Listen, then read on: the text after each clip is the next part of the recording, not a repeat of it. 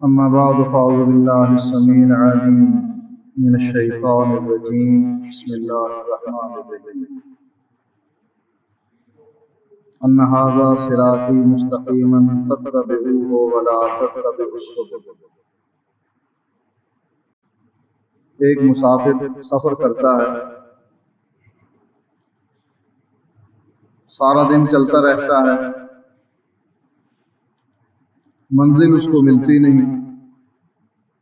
شام کو جب اندھیرا پڑتا ہے تو اس کو بتلایا جاتا ہے کہ آپ تو غلط راستے پر آ گئے، آپ نے جانا دائیں طرف تھا، مڑ آپ بائیں طرف گئے۔ اس آدمی کو کتنا افسوس ہوگا کہ کاش مجھ کو اس سے پہلے کوئی آدمی مل جاتا، میں اس سے پوچھ لیتا کہ میری منزل کدھر ہے، جدھر میں نے جانا ہے وہ راستہ کون سا ہے۔ صرف ایک دن کی مسافت طے کرنے والا وہ مسافر پریشان ہو جاتا ہے۔ سوچئے اس مسافر کے بارے میں جو 60 سال تک چلتا ہے اور دن اور رات چلتا، دن کو بھی سفر کر رہا ہے، رات کو بھی کر رہا ہے۔ اگر 60 سال کے بعد اس کو یہ بتلا دیا جائے کہ آپ کا راستہ ہی غلط تھا،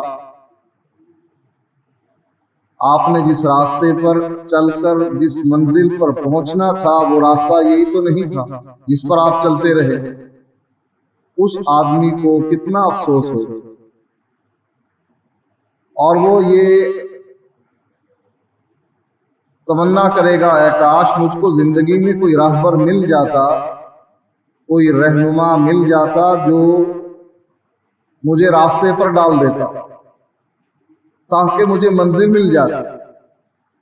اور ان آدمیوں کو کتنی گالیاں دے گا، کتنا برا بھلا کہے گا جن لوگوں نے اس کو اس راستے پر ڈال دیا جو راستہ جنت کو جانے والا نہیں۔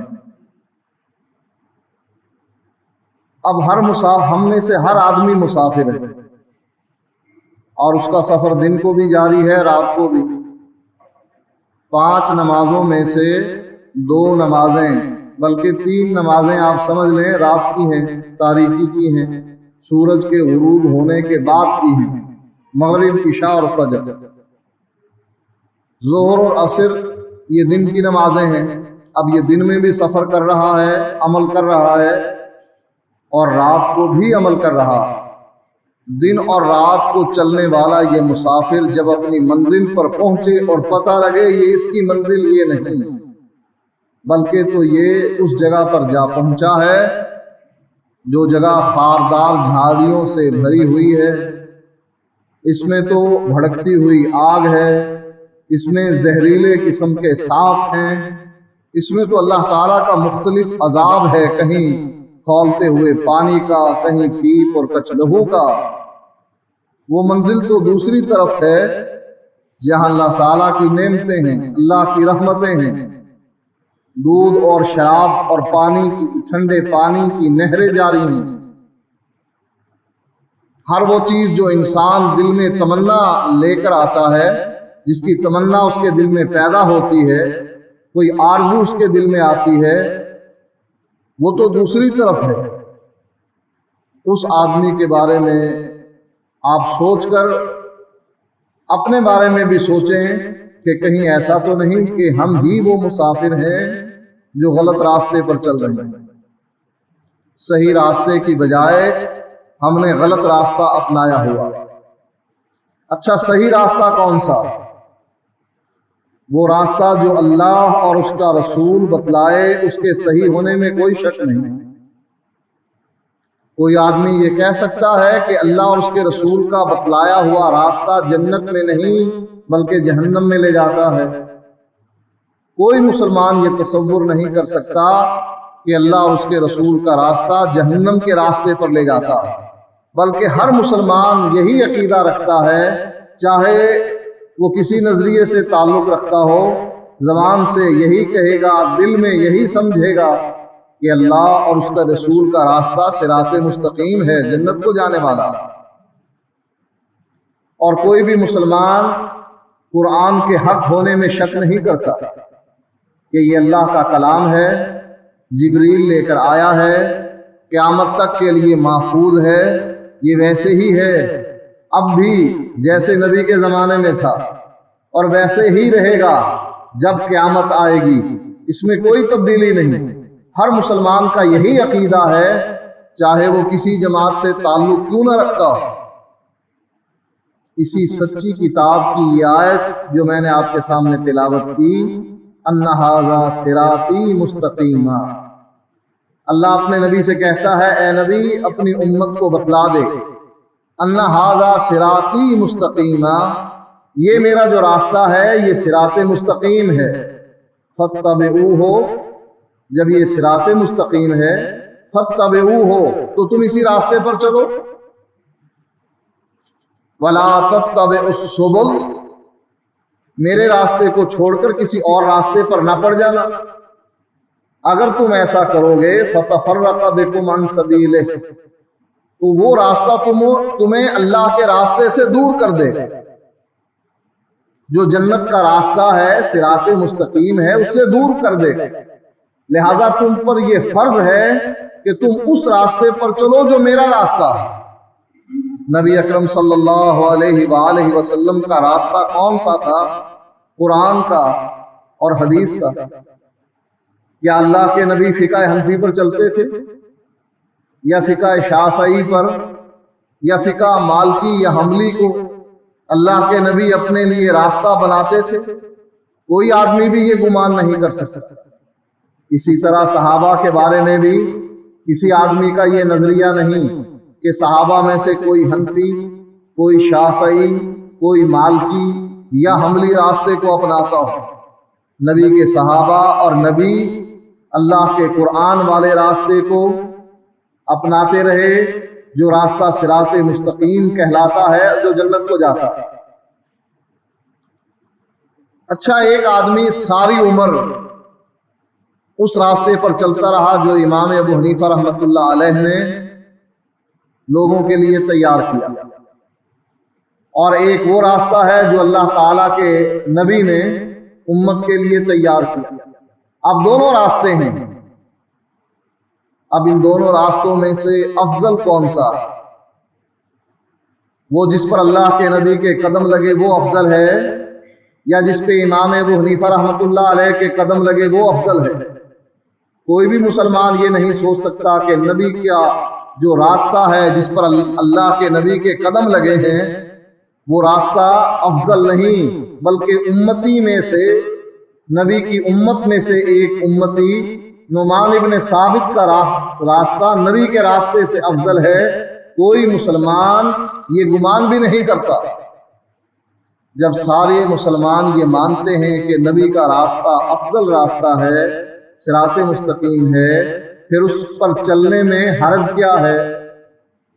پھر اس پر چلتے کیوں نہیں؟ اس راستے پر چلنے کا معنی کیا ہے؟ اللہ کے نبی فرماتے ہیں صلو کما رأیتمونی اصلی، اس راستے پر چلنے کا معنی یہ ہے کہ نبی کے طریقے کی نماز محمدی پڑھی جائے۔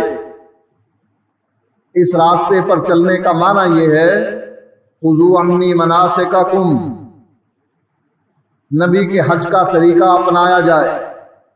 نبی اکرم صلی اللہ علیہ وآلہ وسلم حجۃ الوداع کے موقع پر ارشاد فرماتے ہیں اے میرے صحابہ، ہو سکتا ہے اگلے سال میں یہاں نہ آ سکوں، تمہاری اور میری ملاقات اس میدان میں نہ ہو سکے۔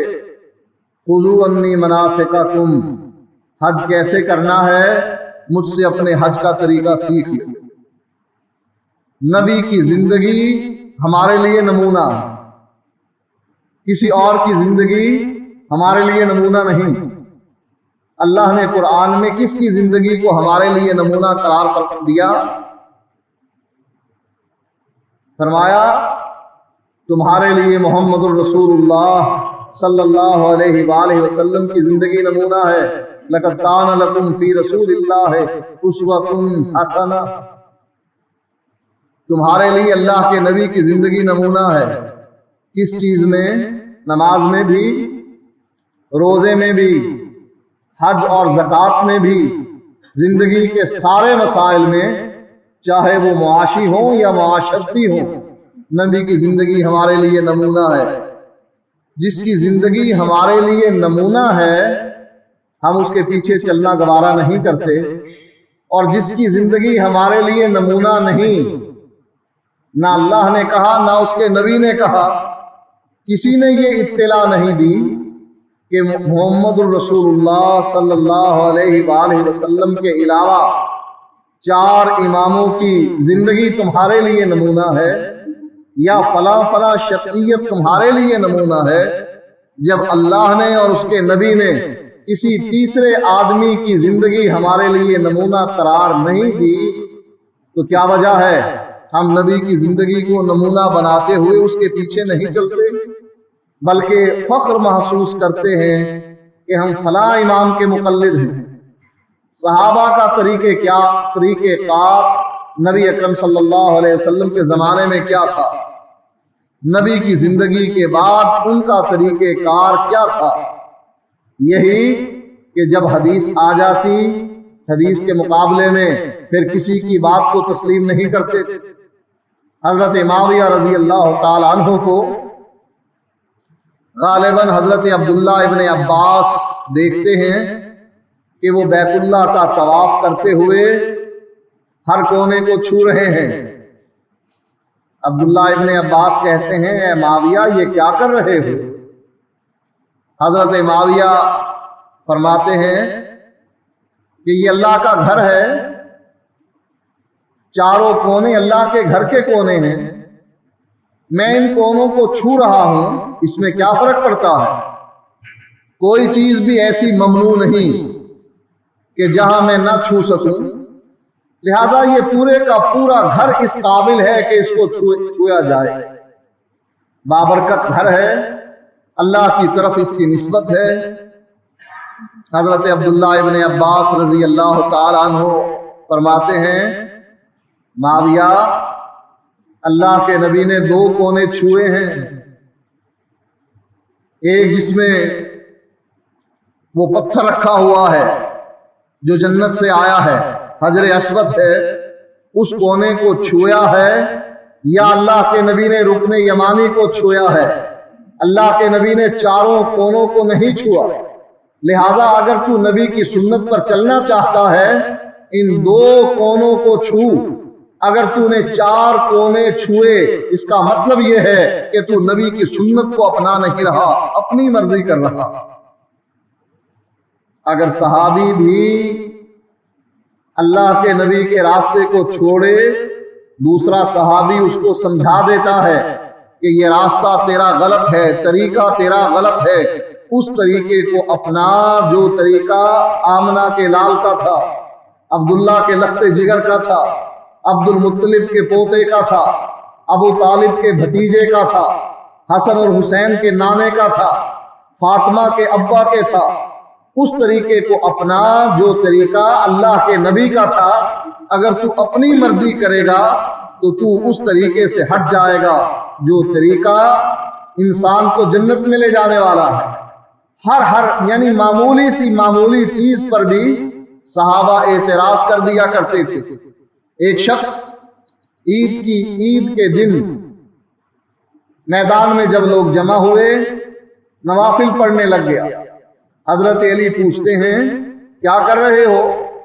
کہنے لگا نماز پڑھ رہا ہوں، اللہ کا ذکر کر رہا ہوں، اس میں قرات کروں گا، رکوع اور سجود ہیں، اس میں وہ جگہ ہے، وہ مقام ہے جس میں انسان اللہ کے بہت زیادہ قریب ہو جاتا۔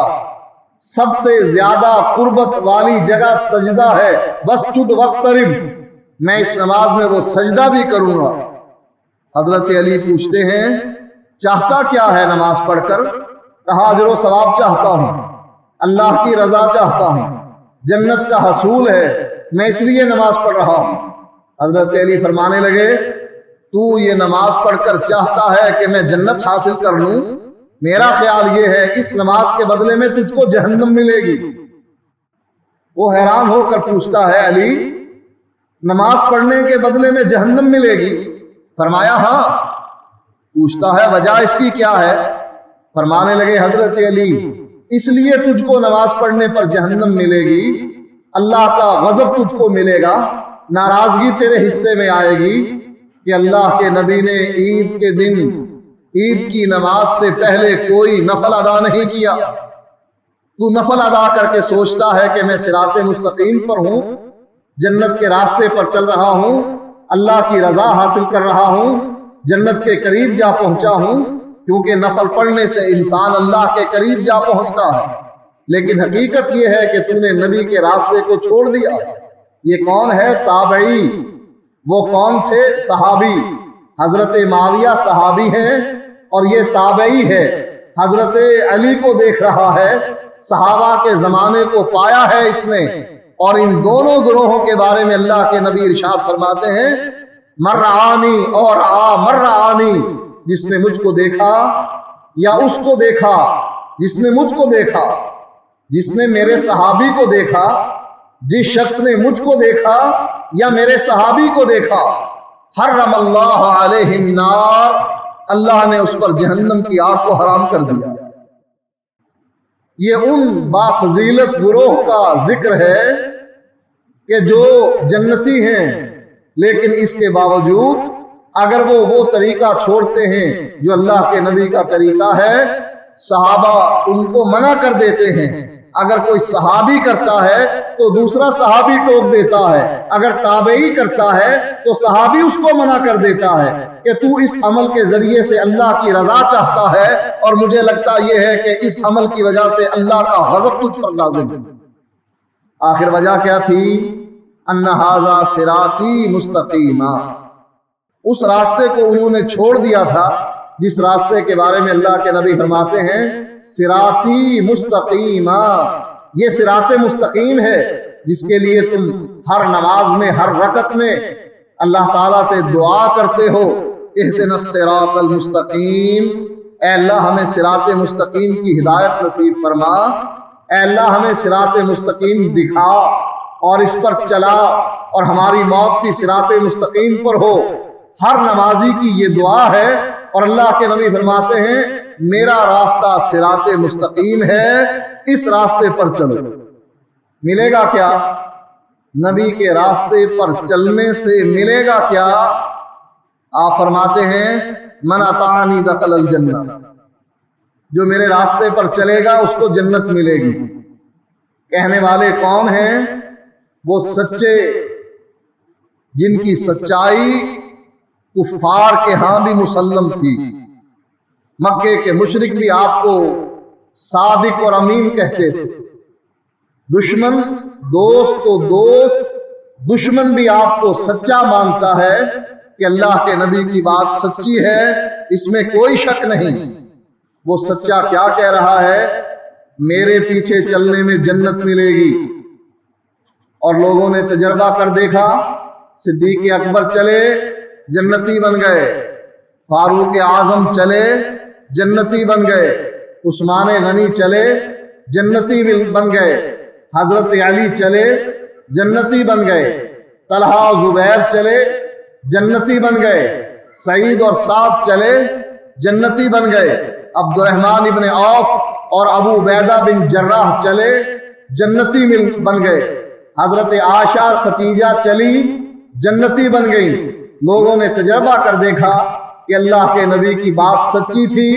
अल्लाह ने इनकी जिंदगी में ही अपने नबी को इत्तला दे दी, अबू बकर भी जन्नती, उमर भी जन्नती, उस्मान भी जन्नती, अली भी जन्नती, तलहा भी जन्नती, जुबैर भी जन्नती, सईद भी जन्नती, साद भी जन्नती, अब्दुर्रहमान इब्न औफ भी जन्नती, अबू उबैदा बिन जर्राह भी जन्नती और खतीजा भी जन्नती। कि जिब्रील पैगाम लेकर आया कि अल्लाह के नबी ये आपकी बीवी खतीजा आ रही है, इसको कहना कि इसका रब इसको सलाम कहता। ये वो मर्तबा है जो किसी के नसीबे में नहीं आया। सहाबी तो इतने में ही राजी हो जाया करते थे, जज्बात में आ जाते थे। जब हजरत उबई रजी अल्लाह ताला अन्हु, अल्लाह के नबी फरमाते हैं ए उबई मुझको कुरान सुनाओ, अल्लाह के नबी मैं आपको कुरान सुनाऊं? فرمایا ہاں تم مجھ کو قرآن سناؤ۔ کہا اللہ کے نبی قرآن تو آپ پر نازل ہوا۔ فرمانے لگے ابئی مجھ کو قرآن سناؤ، اس لیے کہ رب کہتا ہے کہ ابئی سے قرآن سن۔ حضرت ابئی کہتے ہیں اللہ سمانی، اے اللہ کے نبی کیا اللہ نے میرا نام لے کر کہا ہے کہ ابئی سے قرآن سنو؟ فرمایا ابئی اللہ نے تیرا نام لے کر کہا ہے کہ ابئی سے قرآن سنو۔ وہ اسی میں راضی ہو گئے، خوش ہو گئے، آنکھوں سے آنسو بہنے لگ گئے۔ لیکن ختیجہ وہ عورت ہیں جس کے بارے میں جبریل کہتا ہے اے اللہ کے نبی یہ ختیجہ آ رہی ہے، اس کو کہنا کہ اس کا رب اس کو سلام کہتا۔ جبریل کا سلام بھی پہنچا اور اس کو خوشخبری دے دے کہ اللہ نے اس کے لیے جنت میں موتی کا ایک محل تعمیر کیا۔ نبی کی بات سچی ثابت ہوئی، من اطاعنی دخل الجنہ، جو میرے پیچھے چلے گا وہ جنت میں جائے گا۔ کیا یہی بات امام ابو حنیفہ بھی فرماتے ہیں جو میری تقلید کرے گا وہ جنت میں جائے گا؟ امام شافعی بھی کہتے ہیں، شیعہ کے 12 امام بھی کیا یہی بات کہتے ہیں کہ جو ہمارے پیچھے چلے گا اس کو جنت ملے گی؟ کسی امام کی یہ جرت نہیں کہ لوگوں کو وہ اپنے رستے پر چلا کے جنت کی گارنٹی دے۔ اگر یہ جرت ہے تو محمد الرسول اللہ۔ ایک شخص آیا، آ کر اللہ کے نبی سے پوچھتا ہے آپ یہ کیا کر رہے ہیں؟ آپ نے صفیں باندھ رکھی ہیں اور آپ کے سامنے کچھ اور لوگوں نے بھی صفیں باندھ رکھی ہیں، لڑائی کے لیے آپ یہ تیار ہیں؟ کیا کر رہے ہیں آپ؟ فرمایا اے پوچھنے والے میں اللہ کا نبی۔ کہا اچھا یہ آپ تو اللہ کے نبی اور یہ آپ کے ساتھ آپ کے ساتھی وہ کون ہیں؟ کہا وہ مکے سے آئے ہیں، میری نبوت کا انکار کرتے ہیں۔ وہ پوچھتا ہے آپ حکم کس چیز کا دیتے ہیں؟ آپ کیا کہتے ہیں؟ کس چیز کا حکم دیتے ہیں؟ فرمایا میں اللہ کی وحدانیت اور اپنی اتباع کا حکم دیتا ہوں۔ وہ پوچھتا ہے اچھا ملے گا کیا؟ اگر کوئی آپ کی بات مان لے اس کو ملے گا کیا؟ آپ نے فرمایا جو میری بات مان لے اس کو جنت ملے گی۔ کہا آپ لڑ رہے ہیں، وہ بھی لڑنے کے لیے آئے ہیں، ان کو کیا ملے گا؟ فرمایا جو ہمارے مقابلے میں لڑنے کے لیے آیا اس کو جہنم ملے گی۔ آپ کے ساتھی کہاں جائیں گے؟ فرمایا جنت میں جائیں گے۔ ان کے لوگ کہاں جائیں گے؟ فرمایا وہ جہنم میں جائیں گے۔ کہا اچھا یہ جنت صرف آپ کے لیے ہے یا ہر ایک کے لیے؟ فرمایا ہر اس آدمی کے لیے جو اللہ کی وحدانیت کو مانے، میری رسالت کو مانے، ارکان اسلام پر چلے، ہر اس آدمی کے لیے یہ جنت خاص ہمارے لیے نہیں۔ کہا میں غلام ہوں، آزاد نہیں ہوں، اور غلام کی حیثیت تو آپ جانتے ہی ہیں، کیا مجھے بھی جنت مل سکتی ہے؟ فرمایا ہاں تجھ کو بھی جنت مل سکتی ہے۔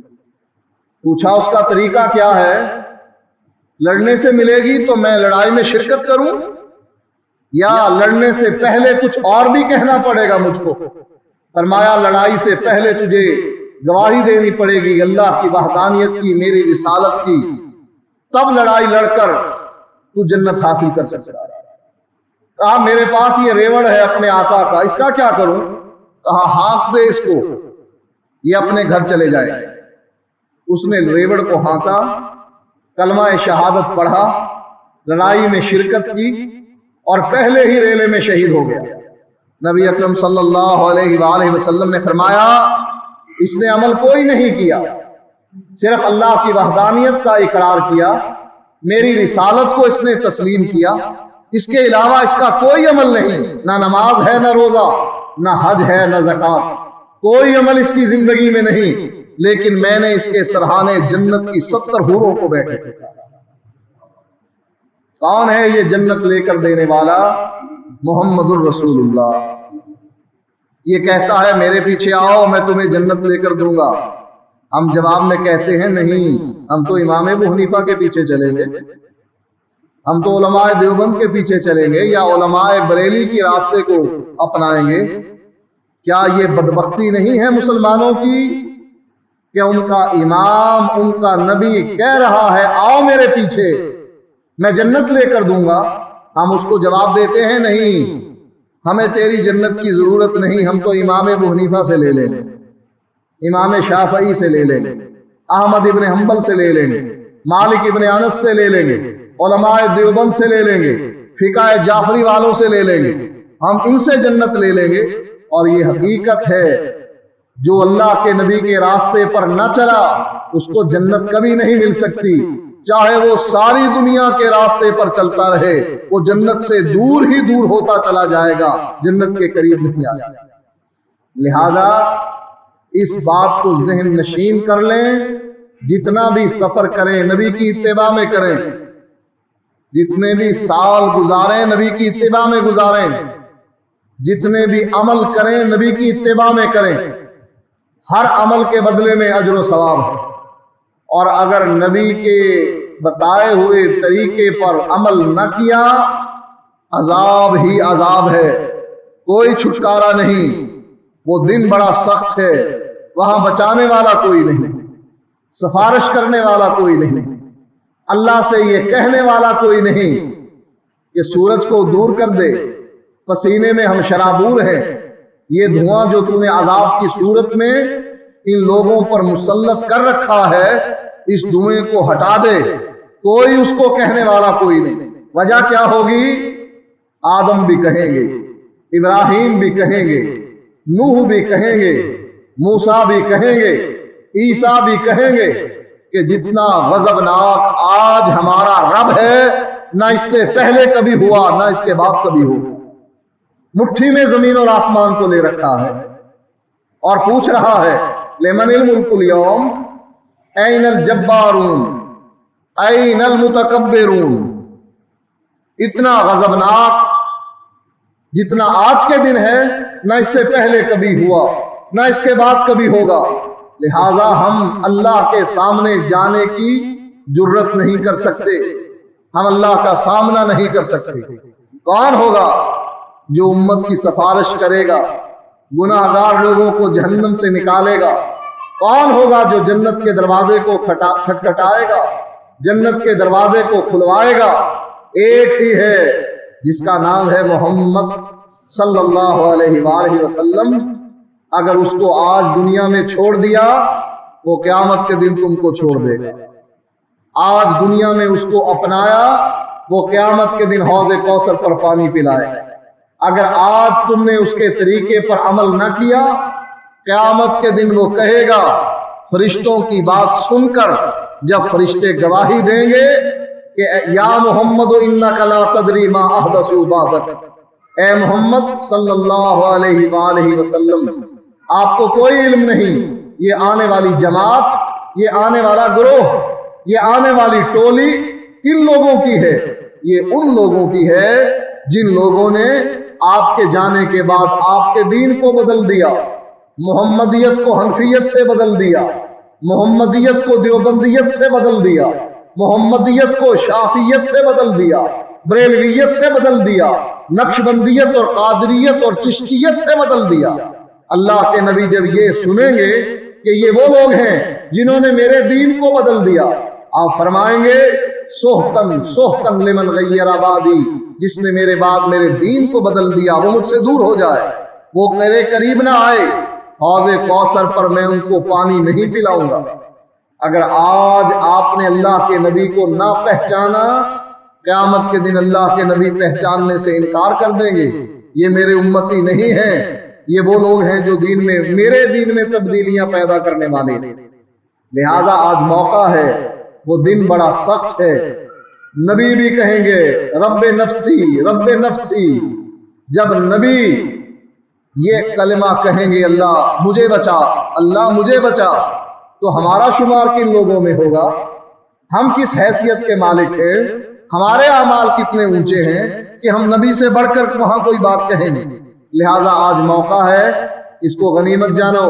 جس آدمی نے یہ کلمہ حق سن لیا، اللہ کی وحدانیت کا، محمد الرسول اللہ کی رسالت کا، اس کا یہ فرض ہے کہ سب چیزیں چھوڑ دے، سب بابیں چھوڑ دے، ایک ہستی کو پوجے، وہ ہستی اللہ کی ہستی ہے۔ سب ائمہ کو چھوڑ کر، سب پیروں اور فقیروں کو چھوڑ کر ایک امام کی اتباع کرے، وہ محمد الرسول اللہ کی ہستی ہے۔ یہ دو ہی ہستیاں ہیں جو انسان کو وہ جنت لے کر دیں گی کہ جس کی تمنا ہر انسان کے دل میں ہے، اور اس میں وہ نعمتیں ملیں گی کہ دل میں کبھی تصور نہیں آیا، آنکھ نے کبھی دیکھا نہیں، اور اس کا احساس کبھی کسی انسان کو ہوا نہیں، کانوں نے سنا نہیں۔ یعنی وہ نعمتیں اس بندے کو ملیں گی جو جنت میں پہنچ جائے گا، لیکن جنت میں پہنچنے کا طریقہ صرف اور صرف محمد الرسول اللہ صلی اللہ علیہ وآلہ وسلم کی اتباع میں ہے۔ وآخر دعوانا ان الحمد للہ رب العالمین۔